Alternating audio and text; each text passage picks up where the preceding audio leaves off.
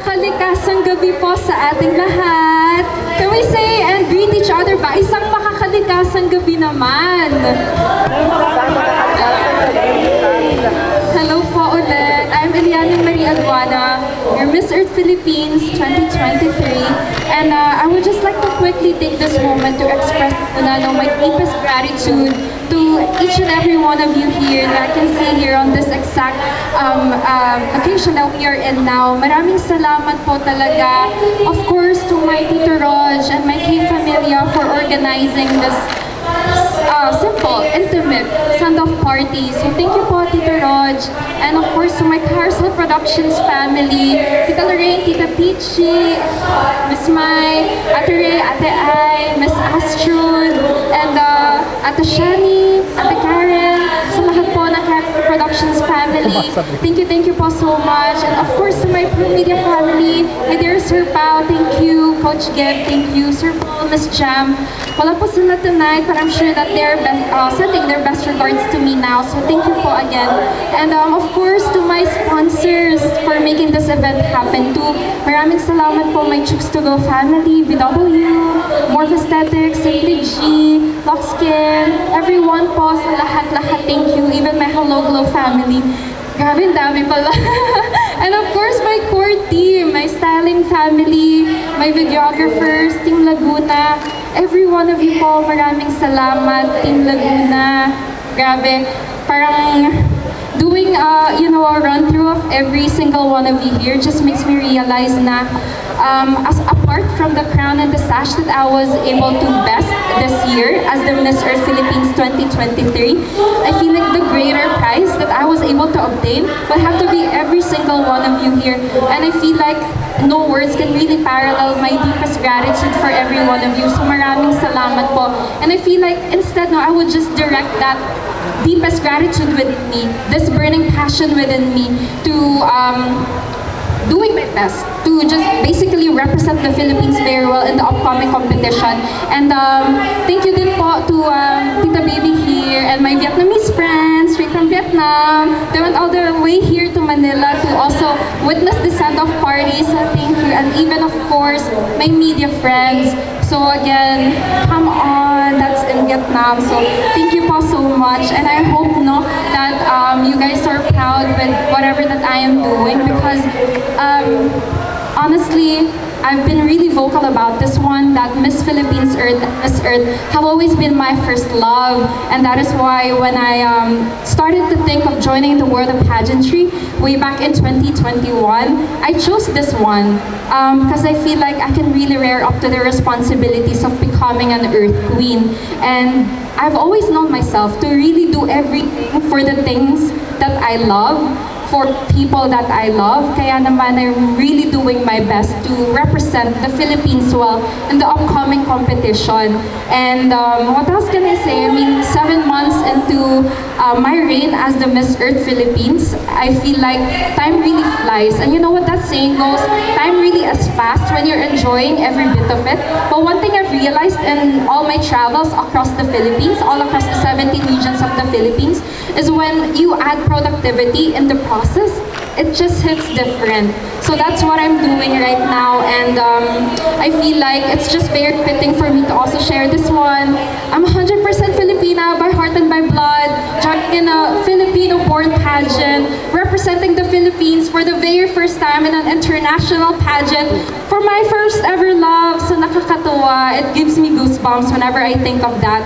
And maraming salamat po again, and I hope to make you all proud. And believe me when I say I'm really doing my best to possibly bring back home the Earth crown for the Philippines, so we can all celebrate Christmas in a very jovial and a very optimistic spirit this year. So thank you po again so much. I hope you enjoy the party. Love you all!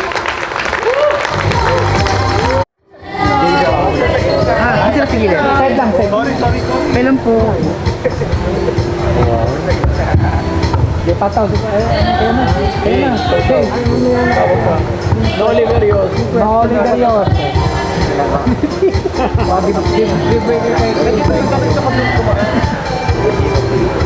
Everyone, it's so nice to see you all here again. It's been a while since I presented myself out there in a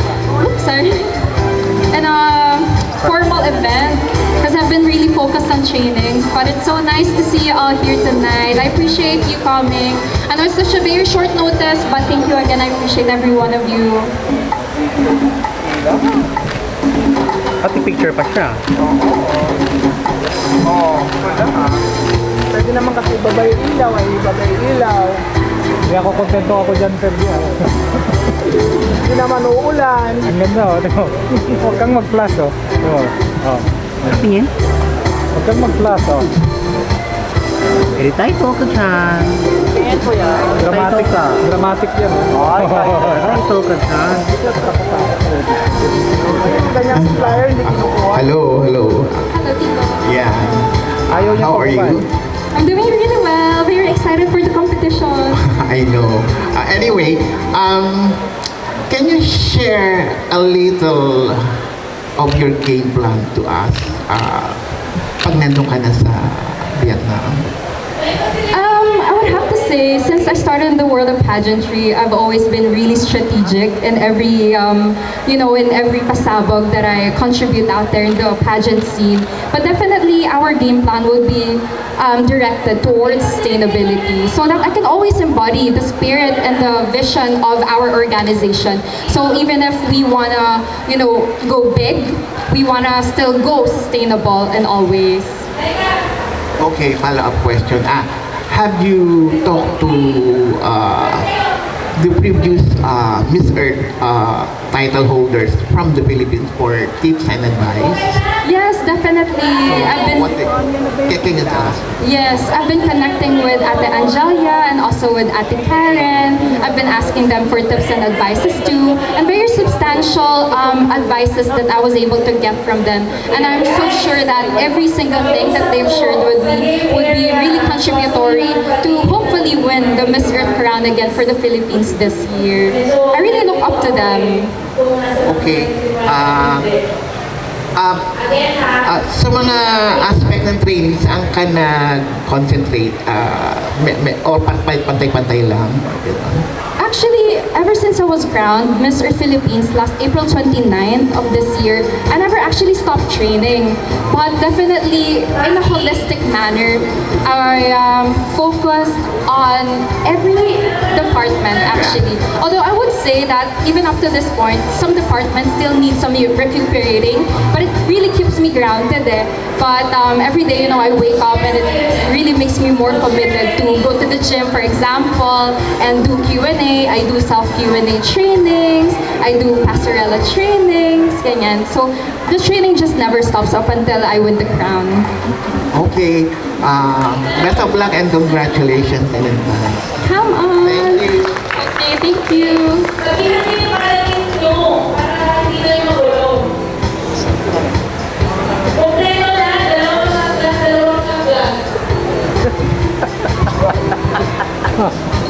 Ayun, so isang makakaligasang gabi, Queen Yllana, at sa lahat po ng narito ngayon sa Carousel Gardens.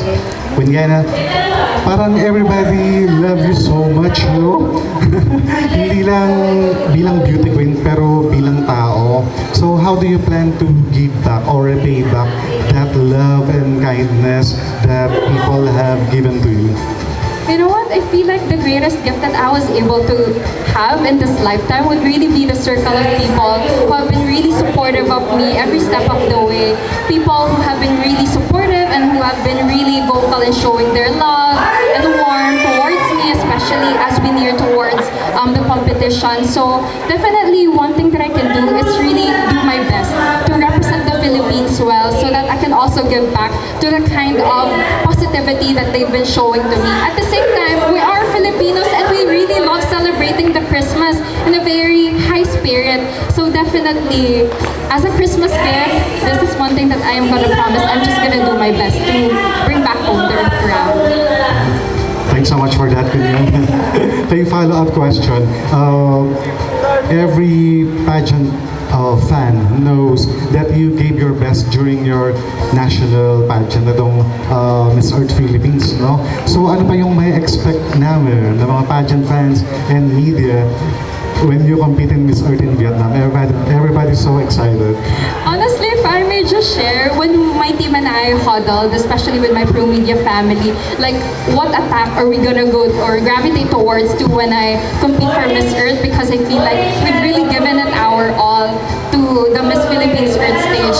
But definitely with like-minded individuals that I am surrounded with, those people who have just the same vision and mission that I have now to do something better, to provide more to the table. We have conceptualized a lot of things that are truly better than what we presented to the MPD stage. So we're just so excited for people to know about it, and we're excited for the competition actually. Although a bit nerve-wracking, but still definitely more on the excited route. My last question, Team Yllana. Your message to the fans nyo lang who love you so much, as well as to your team and your family. Hello everyone! I would just like to quickly take this moment to extend my deepest gratitude to every single one of you here. You know, I wouldn't be here if it weren't for all of you, for all of your support, for all of the love that you have showered me with ever since I was crowned Miss Earth Philippines. And even if I wasn't crowned the Miss Philippines Earth yet, you guys, I have really experienced the warmth that you have been showering me with. So thank you, and I hope to make you proud. Oh, God bless. Best of luck in Vietnam, Yllana. Quiet.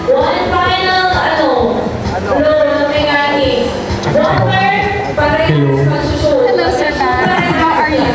Isang makakalikasang gabi, Yllana. Ang question ko sa iyo ay, are you aware that you are considered as the front runner in the competition? I mean, I've been seeing from the polls for the past few weeks that Philippines is still topping the polls and the press favorites. So you recognize that you are the front runner, and how are you managing that? How does it affect you mentally and emotionally? I feel like as a person, I am truly self-aware, and I don't take that as a ground for me to be complacent, but instead I take that as a motivation for me to do better and better every day. Because sometimes when a person sees that she or he is on top already, then that is where complacency enters. But for me, mediocrity is just never in my vocabulary. So instead, that solid foundation that I am building on would have to be gravitating towards making that as an improvement of myself as we gear towards the coronation in Vietnam. Very well said, Miss Philippines. For my next question, why do you think is the Philippines doing so well in the Miss Earth pageant? We have already 4 crowns and some elemental queens and semi-finalists. Why do you think are we doing well? I think it is because, well, this is based on my experience. I've been traveling to all 17 regions of our country, the Philippines. And one thing that I've noticed is every single region in the Philippines here has a commitment towards eco-initiatives and environmental initiatives that we are promoting. So I think that can be the greatest reason why we are doing so well in the Miss Philippines Earth, because we are truly genuine with the advocacies that we are promoting. And I would love to take that also for myself, because I have this genuine love for Miss Philippines Earth, and that is why I joined it for the very first time. And also, of course, with the Core Foundation supporting us, that would have to be the multitude of reasons why. Thank you very much. The best of luck to you and see you in Vietnam.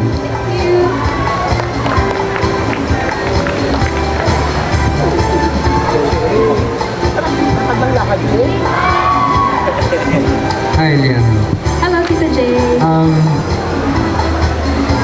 You will be gunning for the 5th crown, Miss Earth crown in the Philippines. So, I'm sure you've been asked this question many times before. So just for the record, I ask it again. Okay, you're a scientist. Your advocacy is, you have an advocacy for the longest time, which is education for everyone, and also for the environment. So how do you reconcile all these 3 together? Before, it was so hard for me to interconnect every department or every field that I am in, because I've always known myself to be the girl who is a great bit of many things, having to be considered a scientist, also an advocate, also a spokesperson, also a beauty queen. But one thing I've realized across all my travels is everything in nature is truly interconnected. And for example, the United Nations Sustainable Development Goals has been teaching us on the interconnectedness of all things and how we are all interdependent and interwoven by nature. And for example, SDG 3, that's good health and well-being. So that already incorporates with me as a scientist and as someone who advocates for the earth, SDG 13 and SDG 15, which is climate action, and also life on land. So definitely everything is well incorporated, and I would just have to dig in deeper to my superpowers, which is as a beauty queen, as an effective spokesperson, it all ties everything up. Okay. Very well. Thank Very well you. said. My second question is, you'll be leaving when? I'll be leaving on November 25th. I have to be in Vietnam by then. 28th. Yes. So have you met your co-candidates online? Online, yes. I have spoken to some of them. We already have group chats also. So we've been updating there, wishing everyone luck, the best of luck, and also safety as we head towards Vietnam. So at this point, before you leave, what can you share to us, to the Miss Earth fans and the media people, about your wardrobe, your natural costume, evening gown, etc.? Honestly, this is very exciting, and before I would really keep a tight lip, but I feel like it's about time that I tell you all that we've been tapping several designers all across the Philippines to help me out with my fashion, with gearing towards sustainability in terms of fashion, and also so much to unearth and to reveal when I get to Vietnam. But definitely all towards makakalikasan route and something very sustainable for every one of you. Thank you very much and good luck.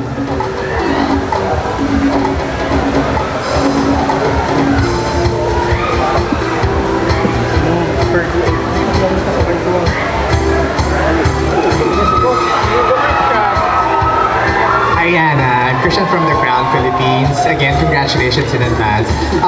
Do you have any last-minute preparations that you're working on right now before you leave? Yes, like what I mentioned earlier, no, training really doesn't stop. Up until I compete in Vietnam, I will be training non-stop. But I'll be focusing, I guess, on the fitness route at the same time with the gown runway trainings. And we know that we've followed your journey since the start, Yllana. And you've come to this point when you really have to showcase everything that you've learned throughout your journey. What is that one thing that you will bring along to your journey in this earth? You know, all across my travels in the Philippines, I've realized that, you know, I've met a lot of people in different walks of life, and I've realized that different people require different approaches. But I was so grateful with all of those travels because I was able to discover more of our Filipino roots and the Filipino culture and traditions that I can always bring about and, speak whenever I encounter other people, especially in Vietnam. So all of those travels, all of those learnings and knowledge that I was able to obtain as my reign as the Miss Earth Philippines 2023 would truly be substantial as I go there in Vietnam. Thank you, Yllana. We wish you the crown from the Crown Philippines. Thank you, the crown.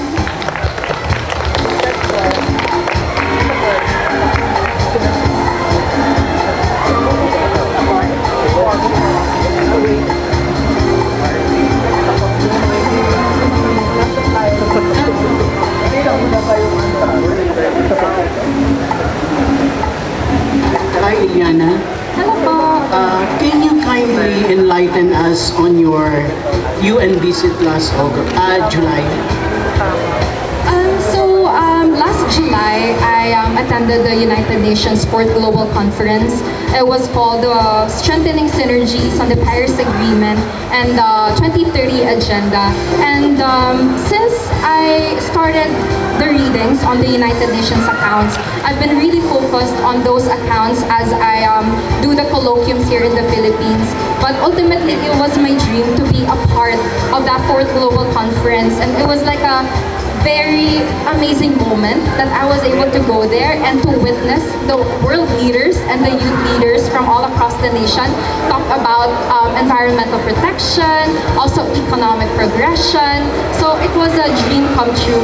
So I would just like to also quickly take this moment to, of course, thank my Pro Media family for really sponsoring that event, and also my Carousel Productions family for approving of it, because I know that everything that I've learned there in the United Nations headquarters was truly substantial for me to share to other people here. Because one thing I've realized too is we can all be there, sitting all together with world leaders, coming up with ordinances or, talking about their country's initiatives, multitudes of discussions, but without an effective ambassadress and also without an effective spokesperson to cascade all of those information in that same room to regular people and to regular countrymen, then all efforts would go into waste. And that is where my role as a beauty queen and my role as a Miss Earth Philippines queen enters. So definitely everything that I've learned there, I've also cascaded those information to all my travels here in the Philippines. Best of luck. Thank you.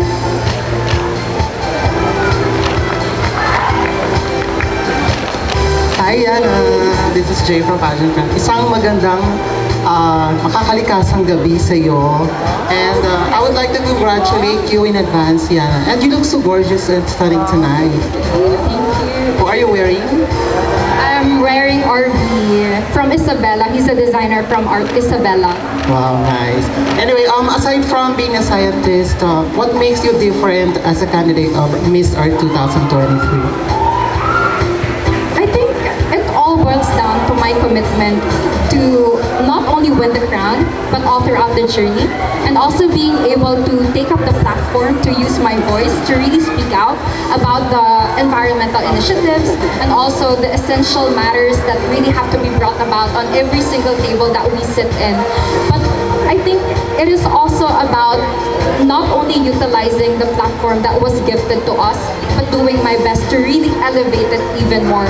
Because the Miss Earth, also the Miss Philippines Earth, deserve so much more, deserve so much more recognition, and I'm so willing to offer myself out there to help out, contribute to the improvement of everything here in my Carousel Productions family, because I am in love. I'm in love with the family, I am in love with the organization, I'm in love with everyone working here, and it's just fitting for me to say I'm all in helping out. Wow, congratulations. And another follow-up question. Now that the coronation night or the Miss Earth 2023 pageant is fast approaching, so what's your winning mindset now? I would have to say, as platitude as this may sound, just enjoy the process. Because for the 7 months that I was crowned Miss Earth, I've been doing everything. I've been rearing up to the trainings. I've been doing my very best to present the best version of myself to here in front of all of you. So I would just like to enjoy the moment and make the most out of it. Because like time is really the currency that when you are able to spend it already, it's never gonna be taken back. So just enjoy it and make the most out of it. Alright, one last question. This is a traditional to those who are competing internationally. So, some of them bring some pasalubong to their co-candidates. Meron ka bang inihanda na pasalubong to your co-candidates? Yes, actually, I'm a giver, definitely. I love gifting other people. Whenever I go to an event, I don't want to come in empty-handed. So I've definitely prepared a lot of things, sustainable things to my eco-sisters there, and also my the TNA Entertainment, every one of them, because I just want for them to also experience Philippines just with the things that I'm going to be gifting them. So yes. Alright, thank you so much, Yana, and best of luck.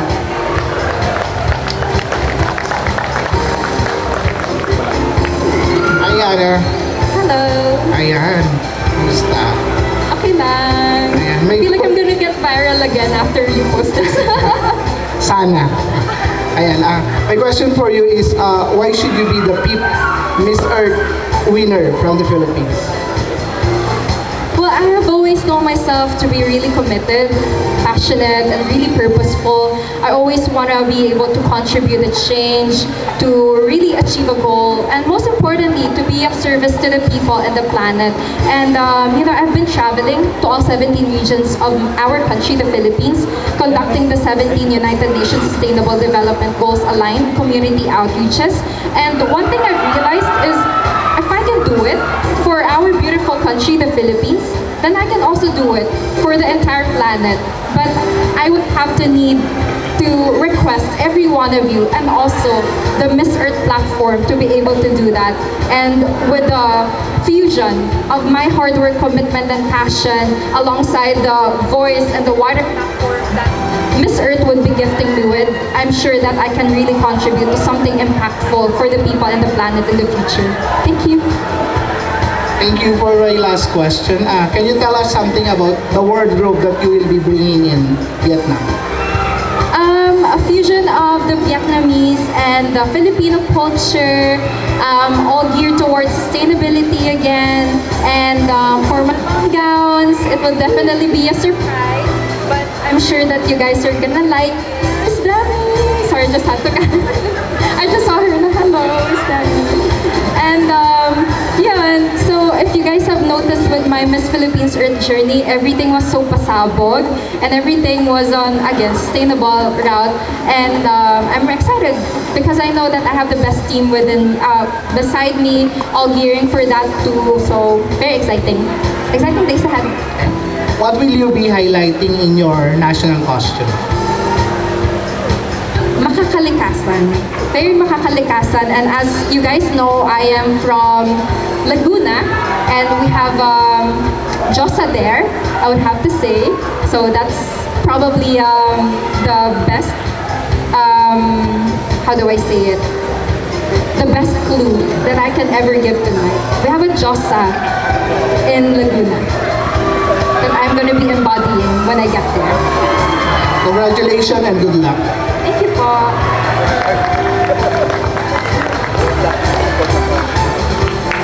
Hi, Anna. Hello. Francois from Pageant Philippines. Alright, Ayana, beauty pageant organizations have been compared from one another. So why should we continue following and supporting Miss Earth? Miss Earth has always prided ourselves and the organization itself with the slogan "Beauty for a Cause." And as of this point, this generation, we have been transitioning from a very traditional pageant scene to a now celebratory pageant world, where a pageant is more than just a showpiece. It is now a show of causes, advocacies, passion, and purpose. And even if those other pageants are now transitioning to that, we have always been known to that even from decades ago. And our planet is now on a hurt locker state. It is now on a code red alert status. So if we get to invite everyone and if we get to make use of the platform, the powerful tool that we have, especially with you media people, a lot of people are really looking up to all of you, then we can really make a greener and a more sustainable future where every one of us can benefit from it. So let's support pageants that are truly cause-oriented. Amazing. And that's what makes actually Miss Earth unique, right? Thank you po. Opo. And Yana, I just wanted to ask, what are you excited about to see or experience in Vietnam? I'm actually super excited. I'm super excited because I haven't been to Vietnam. But I'm looking forward to taste their coffee. Actually have my Vietnamese friends here, James and Ruby. They're from Vietnam and they told me also a lot of great things about Vietnam. But most importantly, I've been researching about the Vietnamese culture and how we have so many similarities with the Filipino culture and tradition too, in terms of agriculture, in terms of their indigenous indigenous groups, and here in the Philippines we have so many ethnic groups too, and their generation-old culture of hospitality and being family-oriented. So much similarities between the Filipinos and the Vietnamese. And I can only imagine now that when I get there and when I stuck my foot there, I am going to feel at peace and also feel at home there. I'm excited. Alright. Should there be one person you're allowed to bring with you in Vietnam, who would that be? It would have to be Tito Raj. Tito Raj. Tito Raj, definitely. Why? Because he's been there with me ever since I started the world of pageantry. I feel like he gave me the moral support that I need, because he understands it best when I'm all over the place, knows how to calm me down, and I feel like be a great mentor for me too there to calm me down, because I feel like that's what I need when I get to Vietnam. Just calm everything, because I've always been a person who really wants to micromanage everything, but still in a well-calculated, controlled manner. But for me to have Tito Raj there, it would calm my nerves down. Alright, good luck, Yana, and wishing you all the best. God bless you. Thank you.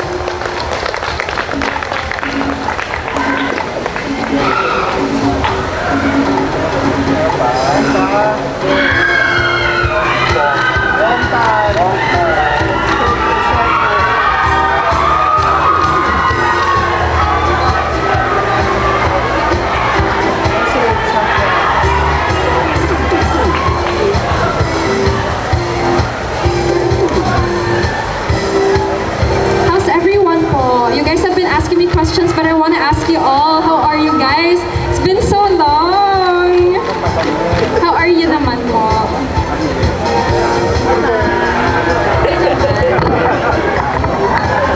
Okay naman yan. Okay yan. Kamusta kayo? Namiss ko. Super happy ko po kasi I am able to see you again here tonight, although a very short notice. You guys are able to make it, so my deepest gratitude, salamat. You guys have been posting about me too. You've been really active in posting me on social media platforms. Thank you.